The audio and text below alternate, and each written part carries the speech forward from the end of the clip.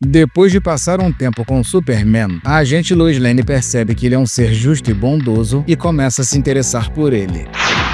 A história corresponde à segunda edição da revista em quadrinhos Superman Absoluto e foi publicada em 2024 pela editora DC Comics. Eu sou o Marcelo Vital e sejam bem-vindos a mais um vídeo do canal Planeta Vital. Tá gostando? Então se inscreva no canal se não for inscrito e vamos girar com a história. A narrativa inicia em Krypton há 6 anos atrás com o menino Kal-El assistindo uma aula por videochamada. Com isso, o professor diz que o trabalho dele está bastante descritivo, mas percebeu que não foi empregado por nenhuma inteligência artificial. E quando o garoto diz que foi ele que escreveu, o professor comenta que o sistema Luminarium contém todo o conhecimento que a Liga da Ciência adquiriu ao longo da história de Krypton. Mas como Kal-El não estava interessado naquilo, ele simplesmente ignora as palavras dele e vai dormir enquanto o professor pede para conversar com os pais dele depois da aula. Dessa forma, passamos para o presente no momento em que Kal-El é preso por Lois Lane. E quando ela o manda ficar de joelhos, Sol, que é o nome da inteligência artificial que se comunica com ele, o manda fugir, mas Kal-El não consegue por estar preso com Lois na mesma algema. E enquanto ele tenta se livrar da pulseira, a mulher atira nele com sua arma laser e Sol começa a programar o traje dele para tirar as algemas, criando um tipo de substância que envolve os braços de ambos. Naquele momento, outros soldados da Corporação Lázaro aparecem, e quando um dos pacificadores manda todos abrirem fogo, os militares atiram e Kal-El protege Lois com seu próprio corpo. Em seguida, uma capa vermelha super resistente sai de seu traje bloqueando os outros tiros, e a mulher atira nele novamente.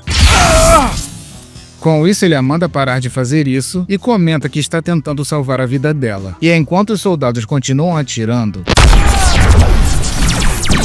Kal-El pede para Sol envolver os dois com a capa de proteção e voa para longe dali.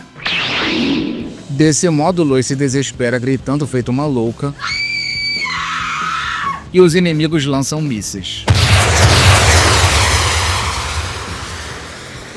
Mas antes deles serem atingidos, a capa aumenta a proteção dos dois e a explosão acontece. Com isso, Kal-El despenca.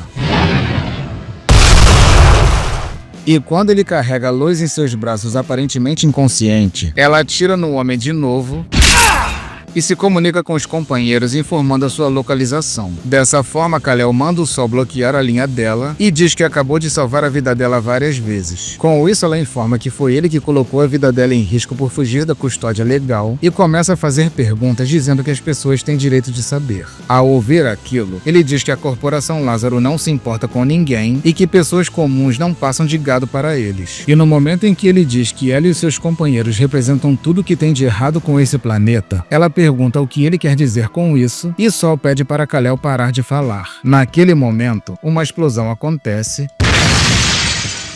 e um helicóptero de combate atira. Desse modo, Kal-El pede para todos os civis fugirem enquanto pega um carro e joga no veículo. E enquanto o helicóptero cai, Kal-El diz que a poeira de pedra solar irá protegê-la e salta com ela para o local onde o veículo caiu. Com isso, o traje dele começa a proteger todos ao redor e Lois fica pensando que as habilidades dele não vêm apenas do traje, pois detectou que ele realmente tem poderes. Porém, nem ele próprio conhece os limites do que pode fazer. Em seguida, vemos que a agente também está ajudando a carregar as pessoas e que o uniforme dele está saindo de seu corpo enquanto é usado para proteger os inocentes do fogo. Depois, o traje começa a cuidar das feridas das pessoas e Kal-El usa o seu sopro congelante para apagar as chamas. Em seguida, Lois guarda sua arma e pensa no incrível cheiro de barris de carvalho cheios de vinho que o sujeito emite. E quando ele agradece por ela ter ajudado, ela fica sem saber o que dizer pela primeira vez e ele informa que é de outro planeta. E no instante em que ele iria dizer o nome de seu lar, Sol consegue soltar a algema e ela pede para ele ficar. Entretanto, ele decide partir imediatamente e ela fica olhando para o céu enquanto o exército chega. Pouco tempo depois, em um escritório, Lois conversa com a inteligência artificial chamada Brainiac. Dessa forma, percebemos o mesmo sujeito da primeira edição observando a gente enquanto conclui o relatório dela de forma distorcida, e a mulher fica com muita raiva por ele ter julgado as suas palavras de forma inadequada. E quando seu superior aparece parabenizando pelo seu trabalho, ela diz que ainda não terminou seu relatório e precisa relatar a sua experiência detalhadamente através da sua visão. Ao ouvir aquilo, o militar diz que ela não suporta fazer relatórios e que não conhece ninguém que odeie escrever mais do que ela. Com isso, Lois diz que dessa vez é diferente, pois esse caso exige que as suas palavras sejam divulgadas e não as de Brainiac.